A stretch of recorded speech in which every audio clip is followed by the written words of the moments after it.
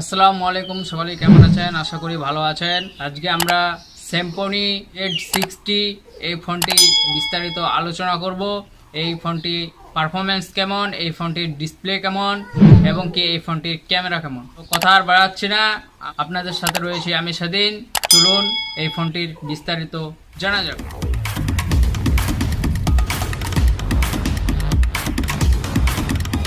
এটি স্মার্টফোনটির বক্স। তো চলুন দেখে নেওয়া যাক আমরা কন্টেন্টটিতে কি পাচ্ছি। ওপেন করলেই দেখতে পাচ্ছি এটি 80 ওয়াটের fast charger, A2 type C একটি কেবল, 3.5 mm হেডফোন, সিম ejector pin, user manual guide. সর্বশেষে পাচ্ছেন Symphony Z60 এই স্মার্টফোনটি। সর্বপ্রথম ফোনটির ডিজাইন সম্পর্কে বলতে চাই। ফোনটি দেখে কোনোভাবেই বোঝা যাবে না এটি একটি 10,000 টাকা দামের মোবাইল। যদি নিচে Symphony লেখাটা না থাকতো তাহলে কেউ বুঝতে পারতো না এটি কম বাজেটের ফোন। মাত্র 10,000 টাকা বাজেটে পিছনে তারা গ্লাস ফিনিশ দিয়েছে। ক্যামেরা হাউজিংটা এত ভালোভাবে সেট আপ করেছে, আপনাকে প্রিমিয়াম একটি ভাইব দেবে। ফোনটির রাইট প্যানেলে পাচ্ছি পাওয়ার বাটন এবং ভলিউম লকার। পাওয়ার বাটনটি সাইড মাউন্ট ফিঙ্গারপ্রিন্ট সেন্সর হিসেবে ব্যবহার করা হয়েছে, যা বেশ অ্যাকুরেট ছিল, তবে আমরা অ্যানিমেশন একটু ঢিলে দেখতে পেয়েছি। লেফট প্যানেলে দেখতে পাচ্ছি ডেডিকেটেড সিম স্লট। স্মার্টফোনটির উপরের অংশে নয়েজ ক্যান্সেলেশন মাইক্রোফোন ইউজ করা হয়েছে। নিচের দিকে পাচ্ছেন 3.5 mm headphone jack, primary microphone, type C charging port এবং স্পিকার। স্পিকারটির লাউড ভালো ছিল, তবে আরেকটু ভলিউম দিলে ভালো হতো। ফোনটিতে ডিসপ্লে হিসেবে ব্যবহার করা হয়েছে 6.6 ইঞ্চি IPS ফুল HD+।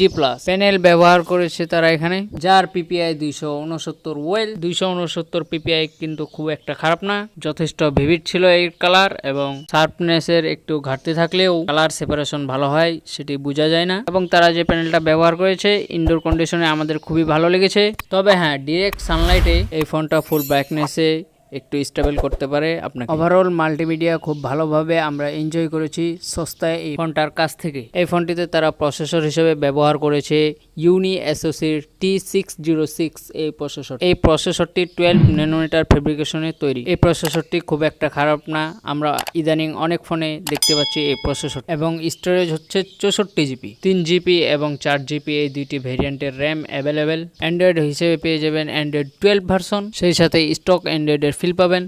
আমাদের কাছে মনে হয়েছে neat and clean operating system Symphony আমাদেরকে উপহার দিয়েছে, এবং আইকন ডিজাইনও তারা নতুনত্ব নিয়ে এসেছে। যেমন ব্লো টায়ার নাই বললেই চলে, এত কিছুর পরেও তারা রেস্টোর অ্যারো ফিচারটি এই ফোনে দিয়েছে, যার ফলে ফোনটি হাতে উঠালেই স্ক্রিন জ্বলে উঠবে। তারপরে রয়েছে এই যে অ্যান্সার মোড, তার মানে যদি কল আসে তাহলে ফোনটি কানের কাছে ধরবেন, অটোমেটিক কলটি রিসিভ হয়ে যাবে। রয়েছে পকেট মোড, আপনার ফোনটা পকেটে থাকলে এর টাচ বন্ধ হয়ে যাবে, এবং ওয়াইফাই আর করা অপশন অটোমেটিক্যালি বন্ধ হয়ে যাবে। এসব ফিচার তো অনেক পুরাতন, তবে 10,000 টাকার ফোনের জন্য এইসব ফিচার নতুন। আমরা এই ফোনটির আনটোটাল টেস্ট করেছি, আমাদের টেস্টে এসেছে 1,89,449 এবং গিগবেঞ্জে স্কোর এসেছে, সিঙ্গেল করে স্কোর এসেছে 375 এবং মাল্টি করে স্কোর এসেছে 1,311। প্র্যাকটিক্যাল লাইফেও এই ফোনটির পারফরমেন্স খুব ভালো পেয়েছি আমরা। তবে ব্যাকগ্রাউন্ডে যদি অনেক অ্যাপস ওপেন থাকে তখন আপনাকে একটু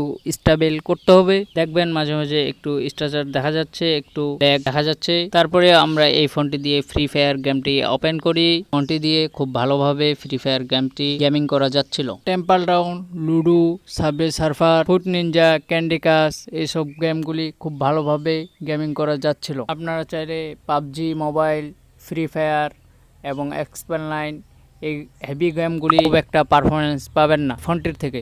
ফাইনালভাবে যদি আমি বলতে চাই, এই ফোনটি গেমারদের জন্য টার্গেট করে বানানো হয়নি, এই মাল্টিমিডিয়া কনজাংশনের জন্য বানানো হয়েছে, এবং ছোট ছোট গেমগুলি এই ফোনটি দিয়ে অনায়াসে গেমিং করতে পারবে। এই ফোনটিতে 5000 mAh এর ব্যাটারি ব্যবহার করা হয়েছে, এবং সাথে দিয়েছে তারা 18 ওয়াটের ফাস্ট চার্জার। এবং এই ফোনটি থেকে আমরা চার্জিং ব্যাকআপও খুব ভালো পেয়েছি। আপনি যদি নর্মাল ইউজার হন তাহলে ব্যাটারি ব্যাকআপ পাবেন 2 দিন, আর আপনি যদি হেভি ইউজার হন তাহলে ব্যাটারি ব্যাকআপ পাবেন 1 দিন। 52 মেগাপিক্সেলের ক্যামেরা, এবং সাথে রয়েছে একটি 2 মেগাপিক্সেলের ডেপথ সেন্সর, এবং সামনে ব্যবহার করেছে একটি 8 মেগাপিক্সেলের সেলফি শুটার। আমরা ডে লাইটে অনেক ছবি তুলেছি, এর লেন্সটা একটু আলো পেলে অনেক চমৎকার ছবি ধরে রাখতে পারে। ডাইনামিক রেঞ্জও খুব ভালোভাবে ধরে রাখতে পারে। আমাদের কাছে এই ক্যামেরাটি যথেষ্ট ভালো লেগেছে, যে Symphony Z60 এই ফোনের ক্যামেরাটি। আপনারা সামনের এবং পিছনের ক্যামেরা দিয়ে ফুল এইচডিতে ভিডিও রেকর্ড করতে পারবেন। যথেষ্ট ডিটেল ধরে রাখতে পারে, যথেষ্ট স্টেবল পারে এই ক্যামেরাটি। আমাদের কাছে ভিডিও রেকর্ডিং অনেক ভালোই লেগেছে Symphony Z60 এই মোবাইলটি থেকে। ফোনটি এভারেজে আমাদের কাছে অনেক ভালো লেগেছে। 10,000 টাকার ভিতরে এই ফোনটি ভালো লাগলে সাবস্ক্রাইব করুন ASC টেকনোলজি এবং পাশে থাকা বেল আইকনটি বাজিয়ে দিন সকল ভিডিও সবার আগে